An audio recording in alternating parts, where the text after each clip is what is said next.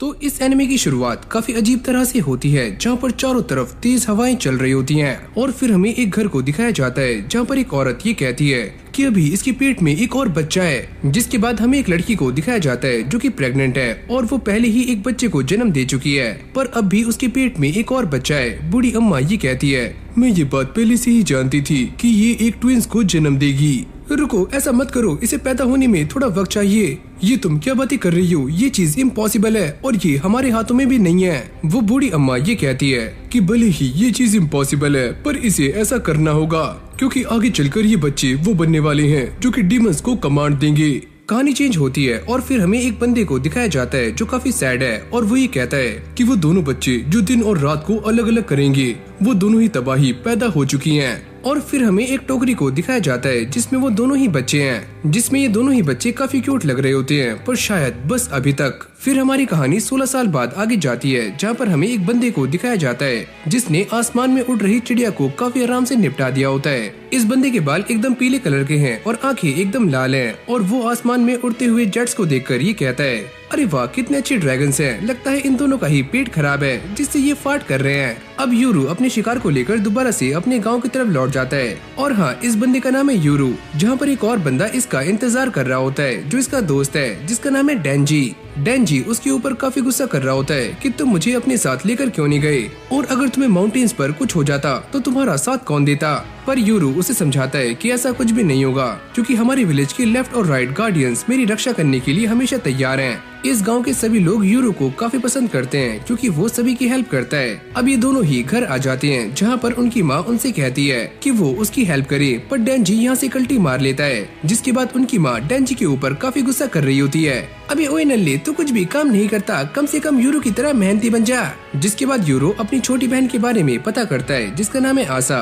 उसकी मॉम ये बताती है कि वो अंदर है और वो अपनी ड्यूटी को परफॉर्म कर रही है। ये सुनते ही यूरू उससे मिलने के लिए उसके पास आ जाता है। अरे आशा, तुम कैसी हो? मैं एकदम सही हूँ और आपका स्वागत है। और यहाँ पर आशा एक लकड़ी की जेल के अंदर होती है और यूरू उसे सारा कुछ बताता है कि उसने आज किसका हंट किया। जब वो ये कहता है कि उसने आज एक बर्ड का शिकार किया है तो उसकी बहन काफी खुश होती है, पर यूरू ये कहता है कि उसे एक जंगली बोर या फिर एक भालू का शिकार करना था क्योंकि इस बार उनके गांव में बिल्कुल भी बारिश नहीं हुई है तो खाने का भी कुछ अता पता नहीं है कि उसका जुगाड़ कहाँ से होगा। यूरू अपनी बहन को ये भी बताता है कि ऐसा भी हो सकता है कि इस बार विंटर्स में हमारे पास खाना काफी कम पड़ जाए तो मुझे उसका भी जुगाड़ करना होगा। आशा उससे कहती है कि ऐसा नहीं हो सकता कि गांव के जितने भी अडल्ट्स हैं वो बाहर जाकर काम ढूंढें। हाँ ऐसा हो सकता है, पर तुम्हें क्या लगता है कि मैं बाहर नहीं गया हूँगा? मैंने काफी ज्यादा हंटिंग की है पर मुझे और भी ज्यादा प्रो बनना है और अगर मैं किसी तरीके से इस विलेज में डोमिनेट कर पाता हूँ तो मुझे यहाँ से बाहर जाने की जरूरत नहीं पड़ेगी। तो क्या आप मॉम और डैड की तरह इस गांव को छोड़कर नहीं जाओगे? नहीं, मैं यहाँ से नहीं जाऊंगा और जब तक तुम यहाँ पर हो तो मैं यहीं पर हूँ तुम्हारे साथ में। और जब ये दोनों बातें कर रहे होते हैं तभी अचानक यहाँ पर एक लेडी आती है और वो ये कहती है, चलो बाहर चलो। और फिर हमें बाहर का सीन दिखाया जाता है जहाँ पर काफी सारे लोग इकट्ठे होते हैं और जो भी इस विलेज से बाहर गए हुए थे वो अपने साथ काफी सारा सामान लेकर यहाँ पर वापस आए हुए हैं। अब ये बंदा जो सारा सामान लेकर यहाँ पर आया हुआ है वो ये कहता है कि बाहर की सिचुएशन काफी अजीब है, ऐसा लगता है कि बाहर पैंडेमिक फैली हुई है, तो इसलिए मैं आज हब्स में डील करने वाला हूँ। और इन सभी के पास जो जो सामान होता है ये उसी में ट्रेड कर रहे होते हैं। तभी एक बूढ़ी अम्मा उसके पास आती हैं और वो ये कहती हैं, मेरे सर में काफी दर्द हो रहा है। और ये बंदा उन्हें एक पेन किलर देता है, यानी कि ये एक छुपा रुस्तम डॉक्टर भी है। और अब यूरो भी यहाँ पर आ जाता है। ये बंदा उससे पूछता है, क्या तुम्हें कुछ चाहिए?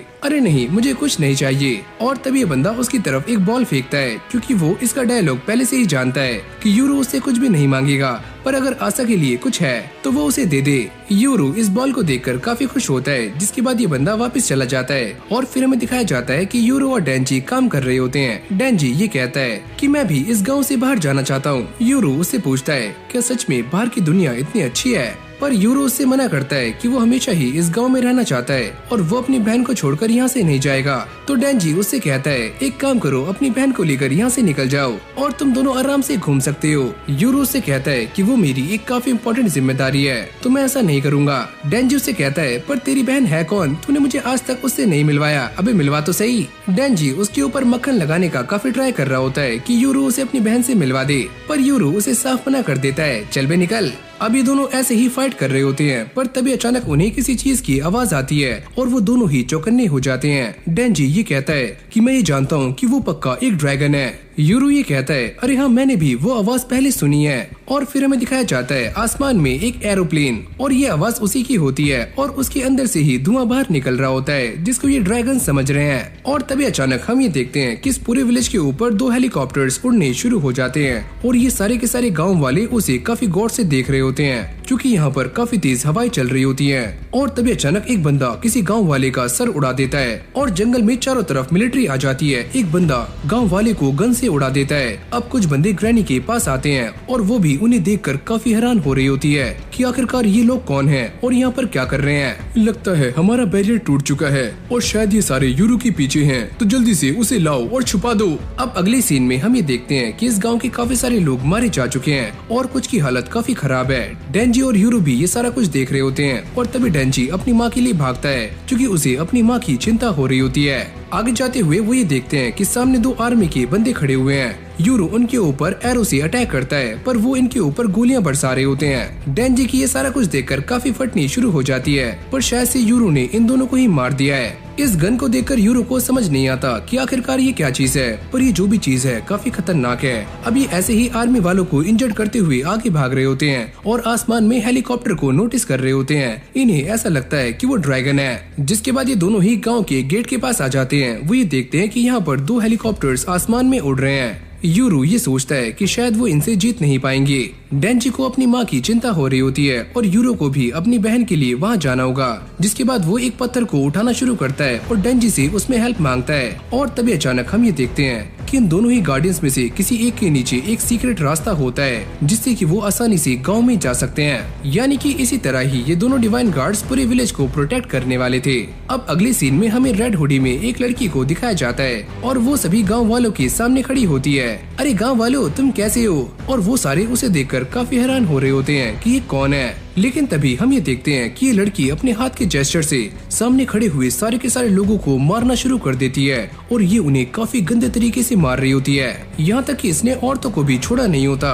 पर वो एक बच्ची के पास आकर उससे कहती है कि मैं बच्चों पर हाथ नहीं उठाती, पर वो साथ में खड़े हुए एक आदमी को जान से मार देती है और इसके मारने का तरीका काफी गंदा होता है। और तभी उसके पास एक कॉल आती है और वो ये बताती है कि मैंने यहाँ के सारे एरिया को संभाल लिया है और अब तुम आगे आ सकते हो। और वैसे इस लड़की का नाम है गाबी और ये ग्राउंड स्क्वाड से बात करने का ट्राई कर रही होती है पर उनकी तरफ से कोई भी रेस्पॉन्स नहीं आता। सीन चेंज होते ही हम धीरा को देखते हैं जिसने स्क्वाड के काफी सारे बंदों को निपटा दिया होता है और वो इन्हें मारने के लिए स्वॉर्ड का और साथ में बंदूक का भी इस्तेमाल कर रहा होता है। यानी कि वो गन चलाना काफी अच्छे से जानता है। अब ये अपना iPhone 17 Pro Max बाहर निकालता है और किसी लड़की को फोन लगाते हुए उससे ये कहता है कि सुनो मैं बात कर रहा हूँ और मैंने तुम्हें कांटेक्ट किया है। इसका मतलब सिचुएशन काफी खराब है और मैं तुमसे ये कहना चाहता हूँ कि हम अपना मीटिंग स्पॉट चेंज करने वाले हैं। सीन चेंज होते ही हम एक लड़की को देखते हैं जिसने इस ग्रैनी को जान से मार दिया है और अब वो आशा के सामने खड़ी होती है और वो भी अपने हाथ का एक जेस्चर करती है और इस जेल को एक ही झटके में तोड़ देती है जिससे आशा भी इंजर्ड हो जाती है। और तभी यूरो भी यहाँ पर आ जाता है और ये लड़की उसे देखकर ये कहती है ओ अच्छा तो तुम हो यूरो, मैं तुम्हें ही लेने यहाँ पर आई हूँ और मैं तुम्हारे अलावा सभी को जान से मार दूंगी। ये सारी बातें सुनने के बाद यूरो काफी शॉक्ड हो जाता है और वो ये कहता है कि तुम ऐसा क्यों कर रही हो और वो इसके ऊपर अटैक कर देता है। फिर हमें बाहर का सीन दिखाया जाता है जहाँ पर धीरा के हाथ में अब भी एक गन होती है और वो सभी को मारते हुए धीरे धीरे आगे बढ़ रहा होता है। वो ये कहता है अगर ये सारे ऐसे ही एस्केप रूट के पास रहे तो हमें काफी दिक्कतें हो सकती है। पर जैसी धीरा गाबी के पास पहुंचता है तो वो उसके आसपास एक काफी खतरनाक मॉन्स्टर को सेंस कर पा रहा होता है। यानी कि ये बात साफ है कि गाबी सभी को मारने के लिए इसी मॉन्स्टर का इस्तेमाल कर रही है जो कि बस अभी तक धीरा को ही दिख रहा है। गाबी उसको देखकर ये कहती है ओ अच्छा तुम सीयर हो। सीयर यानी कि वो इंसान जो कि मॉन्स्टर्स को देख सकते हैं। अब ये मॉन्स्टर धीरा के ऊपर अटैक करना शुरू करता है और वो इससे काफी आराम से बच रहा होता है। जिसके बाद वो इसके ऊपर एक साथ काफी सारे ग्रेनेड फेंक कर मारता है और यहाँ पर काफी खतरनाक धमाका होता है। इस तरफ यूरो की हालत भी काफी खराब हो चुकी है। वो लड़की यूरो से कहती है कि मैं तुम्हें नुकसान पहुंचाना नहीं चाहती थी। तभी ये बॉल भी उसके हाथ से नीचे गिर जाती है और ये बॉल आशा के ब्लड के पास जाती है और उसके ब्लड से काफी अजीब सी चीजें बाहर निकलनी शुरू हो जाती हैं जो कि इस लड़की को पकड़ लेती हैं। और तभी ग्रैनी धीरा से कहती है कि वो यूरो को लेकर यहाँ से भाग जाए और वो ऐसा ही करता है और वो उसे काफी तेज लेकर यहाँ से भाग रहा होता है। डेंजी भी उसका पीछा करता है। अभी दोनों भागते हुए एक जगह पर आ जाते हैं जहाँ पर यूरो काफी परेशान हो रहा होता है और उसे ऐसा लगता है कि उसकी बहन मारी जा चुकी है और उसकी ग्रैनी भी वहीं पर है। अरे यार, वो लड़की थी कौन जिसने सभी को जान से मार दिया? पर उसने ऐसा क्यों किया? धीरा उसे कहता है, अभी मेरे पास ये सारा कुछ समझाने का टाइम नहीं है। तुम एक काम करो, इस लॉकेट का इस्तेमाल करो और जाकर उन दोनों ही गार्डियंस के बीच में खड़े हो जाओ, वहाँ सेंटर में। पर यूरो को ये सारी बातें बिल्कुल भी समझ नहीं आती। अबे ओए, तुम ये क्या बोल रहे हो? मैं क्या करूँ? धीरा उसे बार बार इसे लेने के लिए फोर्स कर रहा होता है। अबे ओए, इसे ले लो इसे। पर हाँ, मैं इसका करूँगा क्या? यूरो उसकी बात मानते हुए आगे जाता है और वो इस जगह पर इस लॉकेट को रखने वाला होता है, पर यहाँ पर काफी कचरा है। धीरा उसे कहता है, अबे ओए, इसे साफ कर ले, वो भी जल्दी से। अब जैसे यूरो इसे साफ करके लॉकेट को वहाँ पर रखता है तो धीरा उसका सर जोर से यहाँ पर देकर मारता है, जिससे उसका थोड़ा ब्लड इस लॉकेट पर गिर जाता है और ये स्नाइपर भी उसे मारने के लिए रेडी हो चुका है। पर तभी अचानक हम ये देखते हैं कि ये लॉकेट ग्लो करना शुरू कर देता है और साथ में आसपास के ये दोनों गार्डियंस भी। और अगले पल हम ये देखते हैं कि दो गोल्डन डीमंस ने इन दोनों ही हेलीकॉप्टर को काफी जोर से जकड़ा हुआ है और वो उसे काफी बुरी तरह से क्रश कर रहे हैं। जिसके बाद धीरा यूरो को लेकर यहाँ से भागता है। गाबी ये सारा कुछ नोटिस कर रही होती है और वो ये कहती है कि अब मैं घर कैसे जाऊंगी, मुझे चलने में काफी मौत आती है। उसका डीमन उससे कहता है और गाबी उसकी बातों को काफी आराम से समझ रही होती है। जैसे ही ये सारा धुआं छटता है हम ये देखते हैं कि धीरा ने यूरो को बचा लिया है और तभी सामने से कुछ आवाजें आ रही होती हैं, जैसे कुछ लोग बातें कर रहे हों। क्या ये छोटा सा लड़का हमारा मास्टर है? क्या सच में? और इनमें से एक आवाज लड़की की होती है। वो ये कहती है कि इस बात से कोई फर्क नहीं पड़ता कि हमारा मास्टर अब बच्चा है या फिर बड़ा, हमें उसकी सारी बातें माननी होंगी। जैसे ही यूरो उन्हें अपने सामने देखता है तो उसकी फटकर 4 हो जाती है। धीरा उससे कहता है, हम सारे ह्यूमंस इन्हें अलग अलग नाम से जानते हैं, जैसे कि डीमंस, मॉन्स्टर्स और न जाने क्या क्या। पर सच कहूँ तो ये दोनों तुम्हारे डीमंस हैं। एक का नाम है राइट और दूसरी है लेफ्ट। यूरो को अब भी ये सारा कुछ एक सपने जैसा लग रहा होता है कि उसके सामने 2 डीमंस खड़े हुए हैं जो कि उसके अपने हैं। यूरो को ये देखकर बिल्कुल भी यकीन नहीं होता कि विलेज के गार्डियंस उसके सामने आ चुके हैं और वो दोनों यूरो से कहते हैं कि वो उसे काफी लंबे टाइम से नोटिस कर रहे थे। यहाँ तक कि वो ये भी कहते हैं कि वो यूरो की हेल्प करने के लिए एकदम रेडी हैं। तभी राइट उसके पास आता है और वो ये कहता है, तुम्हें देखकर तो ऐसा नहीं लगता कि तुम हमारी मास्टर हो, तुम काफी नर्वस हो। लेफ्ट उससे कहती है, ये बस अभी छोटा सा बच्चा है और इसे इतना सारा कुछ समझने में थोड़ा टाइम लगेगा। धीरा भी अपने आप को इंट्रोड्यूस करता है, पर ये दोनों उसके बारे में पहले से ही जानते हैं कि ये इंसान कौन है। अब राइट उससे पूछता है, पर तुम हमें ये बताओ कि ये सारी चीजें क्या हैं जो कि हमारे मास्टर को परेशान कर रही थी, वो भी एक बर्ड की तरह। तभी धीरा उन्हें बताता है कि ये सारी ही चीजें मॉडर्न वर्ल्ड की इक्विपमेंट्स हैं और अभी टाइम नहीं है कि मैं आपको इन सारी चीजों के बारे में अच्छे से एक्सप्लेन करूं। जिसके बाद धीरा ये बताता है कि अभी 2 लोग हैं जो कि हमारे पीछे पड़े हुए हैं, तो इसलिए आप लोग हमारी हेल्प करो ताकि हम इस माउंटेन से नीचे उतर पाएं। राइट और लेफ्ट उससे कहते हैं कि बस हमें हमारे मास्टर ही ऑर्डर दे सकते हैं, तो तुम चुप रहो। धीरा कहता है, मैं इस बारे में जानता हूँ पर अभी इसे कुछ भी नहीं पता, तो मैं क्या करूँ। और अगली पल गाबी भी यहाँ पर आ जाती है और वो ये देखती है कि उसके सामने 2 डायमंड्स हैं और वो ये कहती है कि आखिरकार ये डायमंड्स किसके हैं। धीरा भी उसके डीमन को देखकर काफी शॉक्ड हो जाता है और वो ये कहता है कि तुम अभी तक जिंदा कैसे हो, और उसे इस बात पर यकीन नहीं आ रहा होता और इस जगह पर ये सारे डीमंस को डायमंड्स कह रहे हैं। गाबी उससे कहती है कि मेरा वाला डायमंड काफी अलग है और वो उस ग्रेनेड के अटैक को काफी आराम से झेल गया। ये कोई ऐसा मॉन्स्टर नहीं है, ये काफी यूनिक है। तभी गाबी यूरो को देखकर ये कहती है, तुम्हें देखकर ऐसा लगता है कि तुम आशा के भाई हो, यानी कि आशा का भाई अब भी जिंदा है। और तभी यूरो के सामने वो सारे लोग आते हैं जो कि इस गांव में मारे गए हैं। गाबी उससे कहती है कि चलो तुम मेरे साथ चलो। यूरो से पूछता है कि तुमने ही इन सारे गांव वालों को मारा है, और गाबी इसमें हाँ में जवाब देती है। जिसके बाद राइट उससे कहता है कि तुम हमें ऑर्डर दे सकते हो, हम पूरी ताकत लगा देंगे इसे जान से मारने में। लेकिन यूरो उन्हें मना कर देता है। वो ये कहता है कि आप दोनों इस विलेज के गार्डियंस हो, तो मैं आपको ऑर्डर नहीं दे सकता। मेरी बस आपसे 2 रिक्वेस्ट हैं। पहली तो ये, अगर इस विलेज में कोई सर्वाइवर बचा हुआ है तो आप उसे किसी सेफ जगह पर ले जाओ, और दूसरा ये कि मैं इस लड़की को अपने हाथ से मारना चाहता हूँ, तो आप में से कोई भी बीच में नहीं आएगा।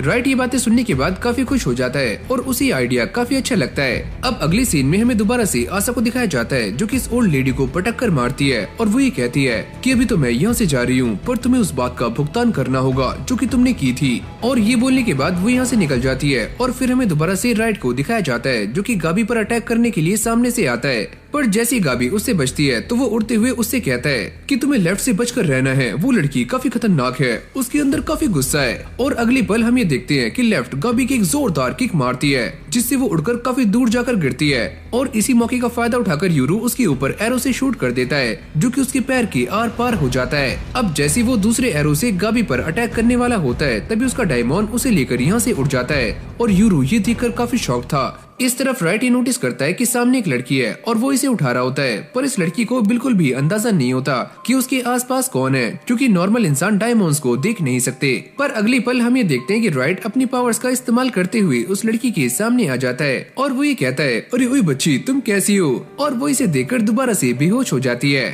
फिर हमें कुछ टाइम बाद का सीन दिखाया जाता है जहाँ पर राइट ने काफी सारे बच्चों की जान बचा ली है और वो उन सभी को लेकर एक सेफ जगह पर आ जाता है। राइट ये सोच रहा होता है कि जिन लोगों ने भी इस विलेज पर अटैक किया है उन्होंने बस अडल्ट्स को ही निशाना बनाया है। तभी अचानक से आशा भी यहाँ पर आ जाती है जो कि राइट को देखकर उसके ऊपर एक काफी खतरनाक अटैक करती है, पर राइट इस अटैक को चीर देता है जिससे यहाँ पर एक काफी खतरनाक धमाका होता है। वो ये कहता है, तुम मेरे ऊपर ऐसे अटैक कैसे कर सकती हो, मेरे मास्टर ने मुझसे कहा है कि मुझे इस विलेज के लोगों को बचाना है। जिसके बाद आशा यहाँ से भाग जाती है, पर उसे आशा के अंदर से कुछ जानी पहचानी स्मेल आती है। फिर हमें दोबारा से गाबी को दिखाया जाता है जिसकी फटकर 4 हो चुकी है और वो अपने आप को बचाने के लिए अपने डायमंड का इस्तेमाल कर रही होती है, पर वो ये देखती है कि लेफ्ट काफी पावरफुल है और वो इस दरवाजे को खोलने का काफी ट्राई कर रही है। जिसके बाद लेफ्ट अपनी पूरी ताकत का इस्तेमाल करती है और इस डायमंड के मुंह को खोल देती है। यूरू एरो से अटैक करता है और ये एरो जाकर सीधा गाबी की छाती के आर पार हो जाता है। अगली पल आशा भी यहाँ पर आ जाती है जो कि आते ही यहाँ पर एक जोरदार ब्लास्ट करती है, जिसके बाद वो गाबी के पास आ जाती है। यूरू उसे देखकर अपने एरो को उसके ऊपर तान देता है और वो ये पूछता है कि अब तुम कौन हो,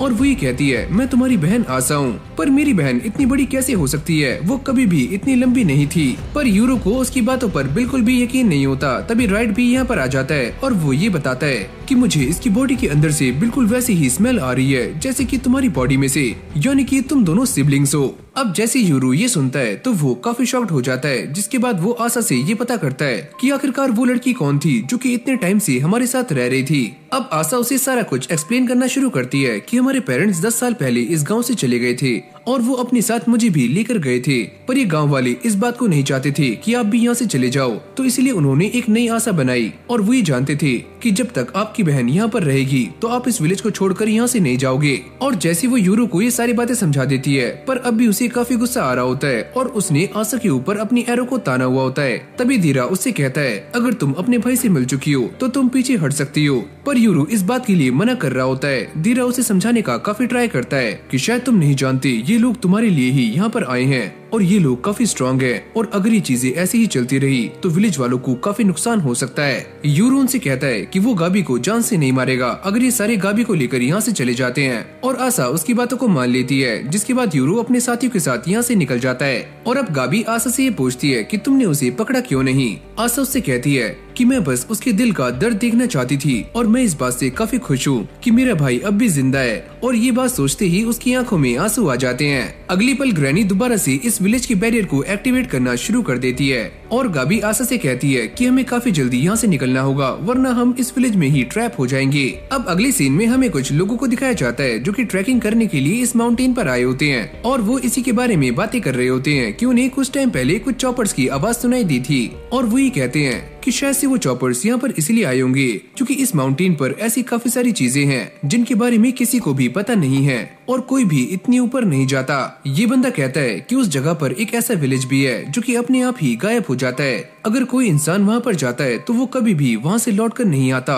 क्योंकि वो विलेज अपने आप ही गायब हो जाता है। यूरो और धीरा विलेज में जाने का ट्राई कर रहे होते हैं पर वो विलेज अपने आप ही गायब हो चुका है। तो धीरा उससे कहता है कि वो लोग पहले ही जान चुके हैं कि तुम उस विलेज में हो तो वो तुम्हारे ऊपर कभी भी अटैक कर सकते हैं, तो इसलिए हमें इससे बचने के लिए बाहर की दुनिया के साथ ब्लेंड होना होगा।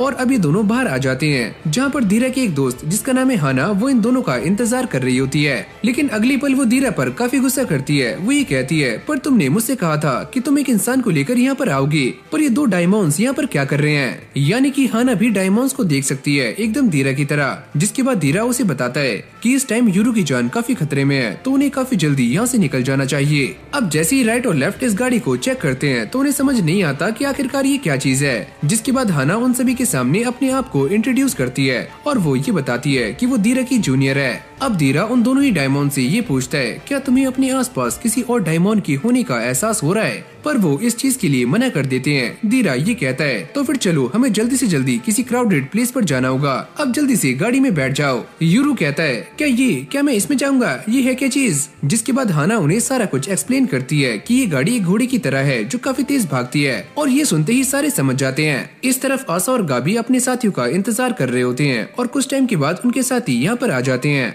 ये बंदा कहता है मैंने सुना है कि वहाँ पर कुछ अनएक्सपेक्टेड डायमंड्स आ गए थे, वैसे अगर मैं वहाँ पर होता तो क्या होता। जिसके बाद ये गाबी से उसका हाल चाल पता करता है और गाबी ये बताती है कि अब भी मेरे शोल्डर में काफी पेन हो रहा है क्योंकि अब भी वो एरो का टुकड़ा मेरे शोल्डर में है, पर हमने मेरे पैर में से वो एरो बाहर निकाल दिया है, पर अब भी मुझे काफी दर्द हो रहा है। ये बंदा जो सामने खड़ा हुआ है उसका नाम है जिन, और वो आसा से उसके भाई के बारे में पता करता है। क्या तुम्हें अपने भाई की एग्जिस्टेंस के बारे में पता लग गया है? और आसा उससे कहती है कि हाँ मेरा भाई अब भी जिंदा है। अरे यार अगर हमारे पास चॉपर्स होते तो हम उन सभी को काफी आराम से ढूंढ पाते, पर हमने पहले ही अपने 2 चॉपर्स और काफी सारे लोगों को खो दिया है। अब जैसी गाबी उसे बताती है कि उस जगह पर दीरा भी था और यूरू उसी के साथ यहाँ से भागा है, तो जिन ये सुनते ही काफी गुस्से में आ जाता है और वो ये कहता है अगर उस टाइम धीरा वहाँ पर था तो ऐसा होना लाजमी है, और लगता है मुझे अपने डायमंड्स को वहाँ पर लाना चाहिए था। यहाँ पर जाते हुए धीरा हाना को सारी बातें समझा देता है और वो ये कहती है कि मुझे तो इस बात पर यकीन नहीं आ रहा है कि इतने सारे लोग एक बंदे को लेने के लिए यहाँ पर आए थे, और धीरा उन्हें बताता है कि वो लोग ये जान चुके हैं कि मेरा नाम क्या है और मेरा हुलिया कैसा है, तो लगता है मुझे अपने नाम के साथ साथ अपना हुलिया भी चेंज करना होगा। हाना उससे कहती है मैं तो बस एक आराम की जिंदगी चाहती थी, पर लगता है ये सारी चीजें हमारा पीछा नहीं छोड़ेंगी। मुझे ऐसा लगता है कि वो सारे लोग कागेमोरी फैमिली से बिलोंग करते हैं। और तभी अचानक लेफ्ट और राइट को कुछ सेंस होता है और लेफ्ट उन सभी को ये बताती है कि हमें यहाँ पर कुछ सेंस हो रहा है, और तभी धीरा ये समझ जाता है कि पक्का उनके आसपास कोई न कोई डायमंड्स हैं, यानी कि उनका पीछा किया जा रहा है। लेकिन तभी लेफ्ट उन्हें ये बताती है कि जो डायमंड्स उनका पीछा कर रहे हैं वो उनके दुश्मन नहीं है, वो उनके दोस्त हैं। और अब ये डायमंड उन दोनों के पास आ जाती है और उनसे ये पूछती है क्या तुम दोनों को तुम्हारा मास्टर मिल चुका है? लेफ्ट ये बताती है कि हाँ हमें हमारा मास्टर मिल चुका है, जो कि हमें 400 सालों के बाद मिला है। राइट ये कहता है क्या तुम जानती हो हमारा मास्टर उन ट्विंस में से एक है जो कि दिन और रात को अलग कर सकते हैं। अब ये सारे ऐसी ही बातें कर रहे होते हैं। वो डायमंड इन दोनों से पूछती है कि तुम्हारा अगला प्लान क्या है। वो ये कहते हैं कि धीरा ने हमसे कहा है कि हम कुछ टाइम के लिए छुपने वाले हैं,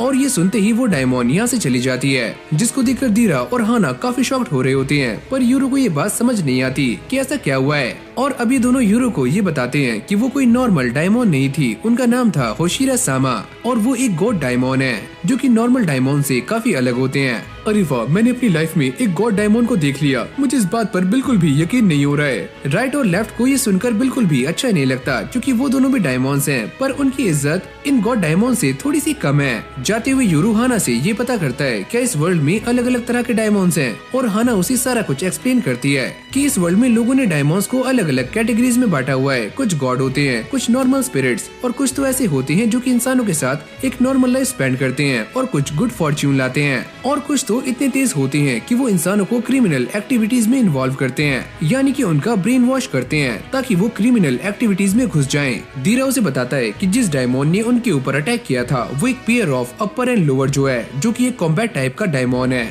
और मैंने उसके बारे में ये भी सुना है कि अगर उसका मास्टर उसे किसी तरह से मिसट्रीट करता है तो वो उसे भी खा सकता है। अब ये सारे गाबी को लेकर जा रहे होते हैं, और वो इन सारी बातों का ब्लेम अपने ऊपर ले रही होती है कि उसका ही आइडिया था यहाँ पर आने का। पर जिन उससे कहता है कि हमारे मास्टर इस बात को सुनने के बाद काफी खुश होंगे कि यूरू अब भी जिंदा है, और वैसे तो हमारा प्लान सच में ही सक्सेसफुल हो चुका है, क्योंकि हम यूरू को ढूंढ पाए और वो अब भी जिंदा है। वैसे अगर आशा आज मेरे साथ नहीं होती तो शायद से मैं आज जिंदा नहीं बच पाती। जिन उनसे पूछता है क्या सच में यूरू के डायमंड्स इतने ज्यादा खतरनाक थे। गाबी ये कहती है कि वो दोनों ही डायमंड्स काफी खतरनाक थे, जो कि मुझे आसानी से जान से मार सकते थे, पर वो यूरू था जिसने मेरे ऊपर एरो से अटैक किया, और पहले उसने मेरी मोबिलिटी को खत्म किया और बाद में मेरे डोमिनेंट हैंड पर अटैक किया। जैसे जिन ये सुनता है वो ये कहता है लगता है आशा तुम्हारा भाई काफी स्ट्रॉन्ग है और काफी चालाक भी। सीन चेंज होता है और इस विलेज में बारिश होनी शुरू हो चुकी है, जहाँ पर हम कुछ सोल्जर्स को देखते हैं जो कि अब भी इस विलेज से बाहर निकलने का ट्राई कर रहे होते हैं। पर जैसे वो आगे जाते हैं वो दोबारा से घूम घूम कर सेम जगह पर ही आ जाते हैं, जिससे उन्हें इस बात का अंदाजा हो जाता है कि वो सारे यहाँ पर फंस चुके हैं और ये एक लूप है। और ये सारा कुछ इसीलिए हो रहा है क्योंकि इस विलेज में एक बैरियर लग चुका है, और इस तरफ ये सारे भी सिटी के पास पहुँच चुके हैं। जिसके बाद हम ये देखते हैं कि ये सारे सिटी के पास पहुँच चुके हैं, और हाना यूरो के लिए कुछ कपड़े और खाना लेकर आती है। यूरो उसे देखकर थोड़ा सा परेशान हो जाता है, पर हाना उसे बताती है कि वो अभी गाँव से आया है तो उसके कपड़े काफी अजीब से हैं, और वो सभी के बीच में काफी आसानी से पहचाना जा सकता है। यूरो जैसे ही इन कपड़ों को चेक करता है तो ये कपड़े उसके लिए काफी न्यू होते हैं और अब धीरा भी यहाँ पर आ जाता है और वो दिखने में काफी अलग लग रहा होता है, यानी कि उसने अपना पूरा हुलिया चेंज कर लिया है। जैसे ही सारे यूरो को खाना ऑफर करते हैं तो वो ये देखकर काफी शॉक्ड हो जाता है कि उसके हाथ में जो खाना है वो एकदम 100% राइस बॉल्स हैं और ये उसके लिए काफी लग्जरियस थिंग है। जिसके बाद हाना यूरो को ये खाना देती है और वो जैसे ही इसे खाता है तो उसे ये राइस बॉल्स काफी अच्छे लगते हैं। फिर हमें दोबारा से लेफ्ट और राइट को दिखाया जाता है जो कि अब भी इस गाड़ी के ऊपर चढ़े हुए हैं और वो ये पूछते हैं, अरे ओए हम कहाँ पहुँचे, क्या हम शहर तक पहुँच गए? अरे नहीं, ऐसा नहीं है, ये बस एक रुकने की जगह है जहाँ पर तुम थोड़ा बहुत खा सकते हो, क्या तुम्हें कुछ खाना है? लेकिन ये दोनों इस चीज के लिए साफ मना कर देते हैं और वो ये कहते हैं कि वो यहीं पर यूरो के साथ रुकेंगे। जैसे ही हाना और दीरा यहाँ से जा रहे होते हैं तो राइट उससे पूछता है, क्या तुम्हें इस घोड़े को खाना नहीं खिलाना, ये बेचारा भूखा मर जाएगा। यानी कि अब भी लेफ्ट और राइट को ये गाड़ी एक घोड़ा लग रही होती है। सीन चेंज होता है और फिर हमें दीरा और हाना को दिखाया जाता है जो कि इस रेस्टोरेंट में आ चुके हैं और ये यूरो के बारे में ही बातें कर रहे होते हैं। दीरा ये कहता है कि जब यूरो को ये पता लगा कि उस पिंजरे में उसकी बहन नहीं है तो वो काफी अजीब सा बिहेव कर रहा था, तो हमें इसके बारे में बातें नहीं करनी चाहिए, है तो वो एक छोटा सा बच्चा ही। हाना उससे कहती है, अरे हाँ ये बात तो सही है, और अब तुम कहाँ पर जाओगे, क्या मैं तुम्हें तुम्हारी जगह पर छोड़ दूं साथ में यूरो के साथ? दीरा इस चीज के लिए मना करता है और वो ये कहता है कि उन लोगों ने मेरा चेहरा पहले ही देख लिया है और वो लोग जानते हैं कि मैं कौन हूँ, तो मैं दोबारा से वहाँ नहीं जा सकता, ये मेरे लिए काफी रिस्की होगा। ओह अच्छा, तो तुम एक ऐसे इंसान हो जिसके पास ना तो अपना घर है और कुछ बच्चे हैं जिन्हें लेकर तुम अपने साथ घूम रहे हो, लेकिन तुम्हें मेरी हेल्प करनी होगी क्योंकि तुम हिगाशी विलेज से हो और डायमंड्स रिटेनर्स ऐसा ही करते हैं। अच्छा ठीक है, जितना मुझसे होगा मैं करूँगी, तो चलो एक काम करते हैं, शादी कर लेते हैं। ये सुनते ही हाना को काफी ज्यादा गुस्सा आता है और वो गुस्से में उसे कहती है, अबे ओए मैं तुझसे शादी क्यों करूंगी बेटा, इसी से मैं तेरा मुंह फोड़ दूंगी। ये सारा कुछ देखकर दीरा की फटनी शुरू हो जाती है। हाना काफी गुस्से में है और वो उसके ऊपर काफी जोर जोर से चिल्ला रही होती है। दीरा उसे शांत करने का ट्राई करता है और वो ये कहता है कि मैं ये सारा कुछ अपने लिए नहीं कर रहा हूँ, मैं तो बस ये चाहता हूँ कि हम सारे सोसाइटी में काफी आराम से ब्लेंड हो जाएं और इसमें यूरो की भी सेफ्टी है, समझो ना। हाँ तो मैं तुमसे शादी क्यों करूँ, हम सारे रूममेट्स भी तो हो सकते हैं। अरे नहीं ऐसा नहीं है, यहाँ के लोग फैमिलीज के ऊपर काफी ट्रस्ट करते हैं और उन्हें रूम्स भी काफी आसानी से मिल जाते हैं, मैं तो बस इसीलिए कह रहा हूँ। हाना उससे कहती है, तो चलो एक काम करते हैं, मैं यूरो की बड़ी बहन बन जाती हूँ और तुम हमारे डैड, एक ऐसे डैड जिसकी वाइफ ने उसे छोड़ दिया और वो एक हीरोइक डैड है जो कि अपने बच्चों को अकेला ही पाल रहा है। पर दीरा उसे अब भी समझाने का ट्राई कर रहा होता है कि हाना उससे शादी कर ले और वो ये कहता है, चलो ये बताओ सरनेम कौन सा रखोगी? पर हाना उसके ऊपर अब भी गुस्सा कर रही होती है, इसकी भैंस की टैट, ये नहीं सुधरेगा। राइट और लेफ्ट इस गाड़ी को काफी अच्छे से चेक कर रहे होते हैं और वो ये देखते हैं कि इस गाड़ी के अंदर घोड़ा घुसाया कैसे गया है। लेफ्ट ये कहती है कि सच में मॉडर्न टेक्नोलॉजी काफी तेज है। यूरो भी रेडी हो चुका है और वो इनके पास आकर ये पूछता है, मुझे माफ करना मैंने तुम दोनों से ये पता नहीं किया, क्या तुम भी खाना खाओगे? पर राइट और लेफ्ट उससे कहते हैं, अरे वाह हमारे मास्टर तो काफी अच्छे हैं पर हम इंसानों का खाना नहीं खाते। राइट उससे कहता है कि तुम हमारे मालिक हो तो तुम हमें न्यू नाम भी दे सकते हो। यूरो ये सोचता है कि मैं तुम्हें क्या नाम दूं, तो चलो ठीक है, तुम्हारा नाम है लॉर्ड राइट और लॉर्ड लेफ्ट। अरे मालिक हमें इतनी भी रिस्पेक्ट मत दो। अच्छा ठीक है, फिर राइट और लेफ्ट ही सही है। जिसके बाद यूरो इन दोनों से अपने और अपनी बहन के बारे में पता करता है कि ये दोनों उनके बारे में क्या जानते हैं और वो ये बताते हैं कि जिस विलेज में तुम रहा करते थे वहाँ पर हम 400 सालों से पहरा दे रहे हैं, यानी कि उसके गेट पर, और हमने बस वहाँ से लोगों को आते और जाते देखा है। लेकिन हाँ हमने गांव वालों से ये बात भी सुनी थी कि वहाँ पर 2 ट्विंस पैदा हुए थे, एक आसा और यूरो। जिसके बाद वो ये बताते हैं कि जब तुम छोटे थे तो हमने तुम्हें तुम्हारे डैड के साथ काफी बार हंटिंग पर जाते हुए देखा था, पर तुम्हारी बहन को हमने काफी रेयर ही देखा है। इसीलिए इन दोनों को ऐसा लगा था कि आसा किसी गंभीर बीमारी का शिकार है या फिर वो पैदा होते ही मारी जा चुकी है। और अब ये दोनों इस बात को भी रिवील करते हैं कि आज से 10 साल पहले हमने तुम्हारे मॉम और डैड को इस विलेज से भागते हुए देखा था और उनके पास एक टोकरी थी जिसमें एक छोटी सी लड़की भी थी, यानी कि वो आसा थी। ये सारी कहानी सुनने के बाद यूरो ये सोचता है कि जो आसा हमारे साथ थी वो रियल नहीं थी,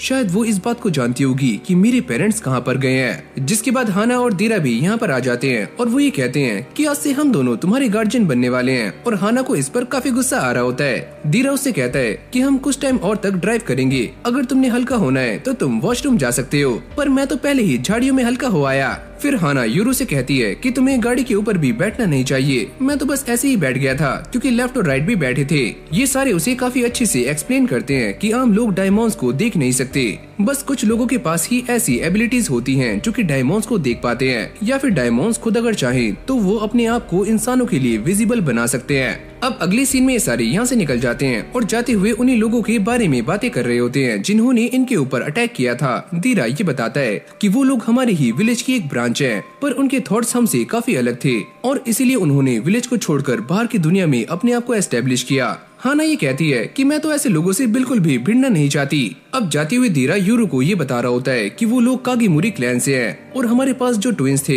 उनमें से एक उनके पास है, यानी कि आसा। सीन चेंज होते ही हमें एक लड़की को दिखाया जाता है जो किसी अजीब सी आवाज से बचकर भाग रही होती है और ये आवाज काफी क्रीपी है। जैसे ही लड़की भागकर लिफ्ट में जाती है तभी एक पैर वहाँ पर आ जाता है और फिर हमें एक बंदे को दिखाया जाता है। वो ये कहता है, अरे ओए लड़की, तुम मुझसे बचकर भाग क्यों रही हो?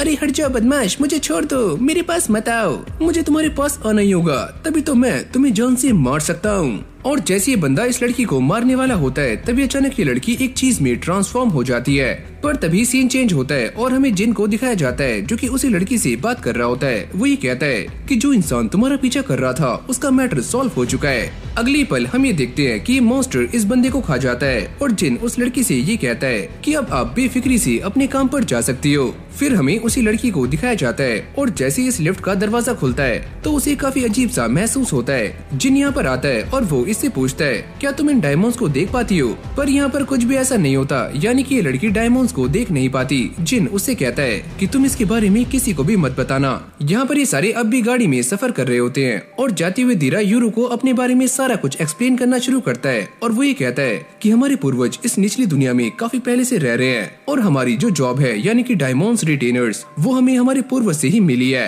और साथ में वो ये कहता है कि उस विलेज की जो ग्रैनी थी उन्होंने ही हमसे कहा था कि किसी भी बाहर वाले को तुम्हारे बारे में पता ना लगे ताकि तुम दोनों सुरक्षित रहो। दीरा ये कहता है, वैसे मेरा काम था खाने को यहाँ से वहाँ लेकर जाना और साथ में इन्फॉर्मेशन को भी। हाना ये बताती है कि मैं आज तक कभी भी विलेज नहीं गई। यूरू ये कहता है कि मैं इस बात को जानता हूँ कि जब वो लोग मुझे विलेज से लेकर जा रहे थे तो ग्रैनी काफी परेशान थी। दीरा तुम मुझे ये बताओ कि मैं और मेरी बहन क्या है, हम दोनों कौन हैं? जिसके बाद दीरा उसे सारा कुछ बताना शुरू करता है और वो ये कहता है, जब विलेज के ईस्ट में दो ट्विंस पैदा हों यानी कि एक लड़का और लड़की, उस दिन और रात बराबर होते हैं और ये पूरी दुनिया दो हिस्सों में बढ़ जाती है यानी कि फट जाती है। दीरा उसे कहता है कि ऐसा पहले भी हो चुका है लेकिन वो आज से 400 साल पहले हुआ था, लेकिन उस टाइम उन दोनों ने पूरे नेशन को दो हिस्सों में बांट दिया था जो कि है ईस्ट और वेस्ट, जिसके बाद एक काफी खतरनाक वॉर भी हुई है। और इससे पहले भी एक बार ऐसा हो चुका है जिससे नेशन दो भागों में बटी थी यानी कि नॉर्थ और साउथ। उस टाइम भी एक काफी खतरनाक वॉर हुई थी और इसके अंदर भी वही लोग इन्वॉल्व थे यानी कि डायमंड्स बिल्डर्स। जैसे यूरू ये सारी कहानी सुनता है वो ये कहता है, यानी कि हम एक ऐसे बच्चे हैं जिन्हें कर्स मिला हुआ है और वो पूरी दुनिया में तबाही लाएंगे। राइट उससे कहता है कि ऐसा कुछ भी नहीं है, ये बस उन लोगों पर डिपेंड करता है जो कि तुम्हारी पावर्स का इस्तेमाल करना चाहते हैं अपने फायदे के लिए या फिर वॉर को स्टार्ट करने के लिए। यूरू ये कहता है, पर मेरे पास तो ऐसी कोई भी पावर्स नहीं है। राइट उससे कहता है, अभी नहीं है पर आगे जरूर होंगी और तुम्हारी बहन ने तो अपनी पावर्स को अवेकन कर लिया है और शायद से उसने ब्रेक का यूज किया होगा। और वो ब्रेक के बारे में बताना शुरू करता है कि ब्रेक एक ऐसी चीज है जिससे तुम अपनी एबिलिटी या किसी भी चीज को फोर्सफुली खोल सकते हो यानी कि उसे अनलॉक कर सकते हो। और ब्रेक का ही एक ऑपोजिट है यानी कि सील, जो कि अपनी पावर्स का यूज करके किसी को भी सील कर सकता है। अब ये सारे इसी के बारे में बातें कर रहे होते हैं। क्या अभी तक ऐसा हुआ है कि किसी ने इन दोनों ही पावर्स को एक साथ एक्वायर किया हो? लेफ्ट इस चीज के लिए मना करती है कि नहीं ऐसा नहीं हुआ है। यूरू ये सोचता है कि हमारे विलेज के ऊपर भी एक बैरियर लगा हुआ था, पर दीरा तुम अंदर कैसे आते थे? और वो ये कहता है कि वहाँ पर कुछ स्पेसिफिक पत्थर रखे हुए थे जहाँ पर मैं एंटी क्लॉकवाइज घूमता था और अपने आप ही विलेज में एंटर कर जाता था। दीरा ये भी कहता है कि शायद से तुम्हारी माँ ने ही उस रूट को ढूंढा था और शायद से अब भी ऐसा होता है कि जब कोई ट्रैकर्स वहाँ पर जाते हैं तो वो गलती से उस विलेज में पहुँच जाते हैं। फिर हमें एक छोटा सा फ्लैशबैक दिखाया जाता है जहाँ पर यूरू अपनी मॉम के साथ बैठा हुआ होता है और वो ये कहती है कि मैं जिस वर्ल्ड से आई हूँ उस वर्ल्ड में तुम्हारे नाम का मतलब है नाइट। यूरू इस वर्ल्ड में घुल मिलने का काफी ट्राई कर रहा होता है और उसे ये पता लग जाता है कि आखिरकार वॉशरूम को कैसे यूज करना है और वो इसके लिए काफी खुश है। यूरू इस बात को लेकर काफी हैरान हो रहा होता है कि उसे इस जगह पर कुएं से पानी नहीं निकालना। लेफ्ट और राइट भी इस पूरी जगह को काफी अच्छे से नोटिस कर रहे होते हैं और वो ये देखते हैं कि इस जगह पर काफी बड़ी बड़ी कैसल्स हैं। यूरू उनसे कहता है कि ये कोई कैसल्स नहीं है, ये बस बिल्डिंग्स हैं जहाँ पर हमारे जैसे ही काफी सारे लोग रहते हैं। अब ये तीनों खड़े हुए इसी बारे में बातें कर रहे होते हैं कि इतने सारे लोगों के बीच में छुपना काफी आसान है, पर यूरू उनसे कहता है अरे नहीं ऐसा नहीं है, जंगल में छुपना काफी आसान होता है क्योंकि वहाँ पर काफी सारे पेड़ होते हैं। यूरू ये सोचता है कि दीरा और हाना काफी अच्छे लोग हैं, पर अब भी मैं उनके ऊपर ब्लाइंडली ट्रस्ट नहीं कर सकता और मुझे अपनी बहन से फेस टू फेस बात करनी होगी कि आखिरकार मैटर क्या है। तभी हाना और दीरा भी यहाँ पर आ जाते हैं। दीरा ये बताता है कि उन्हें एक ऐसी जगह मिल चुकी है जहाँ पर ये सारे काफी आराम से स्टे कर सकते हैं। यूरू उसके हाथ को देखते हुए उससे पूछता है, पर ये चीज क्या है जिसको तुम इतना ज्यादा यूज कर रहे हो, क्या है ये? दीरा उससे कहता है कि मैं तुम्हें ये कैसे बताऊं कि ये क्या चीज है। जैसे हम गांव में स्मोक सिग्नल का इस्तेमाल करते हैं किसी को इन्फॉर्मेशन देने के लिए, वैसे ही ये डिवाइस है किसी को मैसेज करने के लिए या फिर बंदी से बात करने के लिए। और भाई ये तीनों ही दीरा की बातों को ऐसे सुन रहे होते हैं जैसे कि इन्हें सारा कुछ समझ आ रहा है, लेकिन ये सारी बातें इन तीनों के सर के ऊपर से जा रही होती हैं और इन्हें घंटा भी समझ नहीं आता कि दीरा क्या बात कर रहा है। जिसके बाद हाना इन सभी को लेकर अपने न्यू घर में आ जाती है और ये सारे के सारे लोग उस घर को देखकर काफी शॉक्ड हो रहे होते हैं, क्योंकि आज से पहले इन्होंने ऐसा घर कभी भी देखा नहीं होता।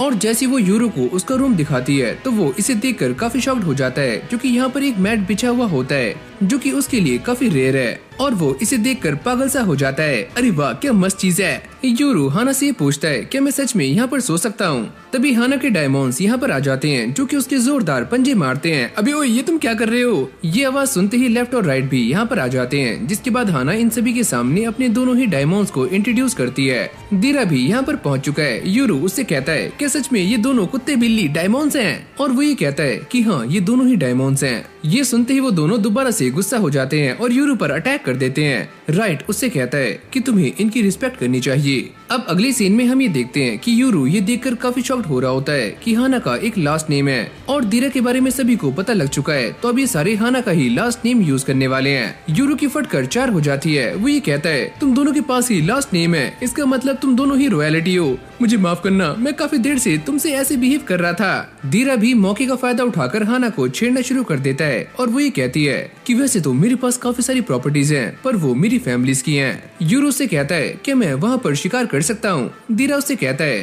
पर तुम्हें इसके लिए लाइसेंस लेना होगा। यूरो ये सुनते ही थोड़ा सा अजीब सा फील करता है, तो दीरा उससे कहता है अगर तुम यहाँ पर इन हॉर्सेस को भी राइड करना चाहते हो तो इसके लिए भी तुम्हें लाइसेंस लगेगा।